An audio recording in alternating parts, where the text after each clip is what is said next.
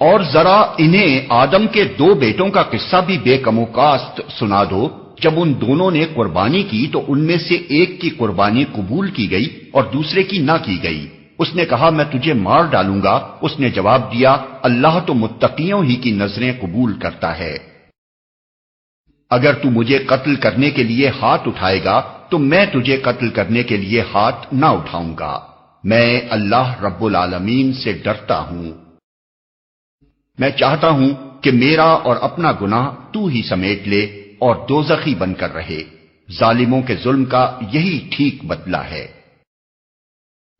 آخر کار اس کے نفس نے اپنے بھائی کا قتل اس کے لیے آسان کر دیا اور وہ اسے مار کر ان لوگوں میں شامل ہو گیا جو نقصان اٹھانے والے ہیں۔ پھر اللہ نے ایک کوا بھیجا جو زمین کھودنے لگا تاکہ اسے بتائے کہ اپنے بھائی کی لاش کیسے چھپائے۔ یہ دیکھ کر وہ بولا افسوس مجھ پر، میں اس کوے جیسا بھی نہ ہو سکا کہ اپنے بھائی کی لاش چھپانے کی تدبیر نکال لیتا۔ اس کے بعد وہ اپنے کیے پر بہت پچھتایا۔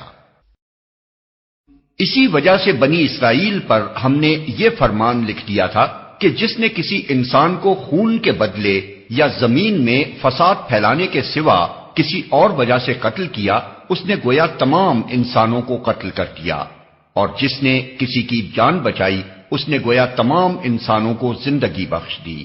مگر ان کا حال یہ ہے کہ ہمارے رسول پے در پے ان کے پاس کھلی کھلی ہدایات لے کر آئے، پھر بھی ان میں بکثرت لوگ زمین میں زیادتیاں کرنے والے ہیں۔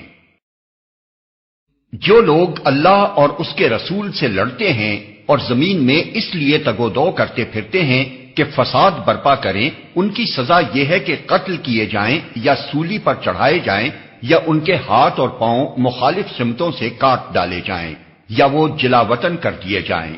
یہ ذلت و رسوائی تو ان کے لیے دنیا میں ہے اور آخرت میں ان کے لیے اس سے بڑی سزا ہے، مگر جو لوگ توبہ کر لیں قبل اس کے کہ تم ان پر قابو پاؤ۔ تمہیں معلوم ہونا چاہیے کہ اللہ معاف کرنے والا اور رحم فرمانے والا ہے۔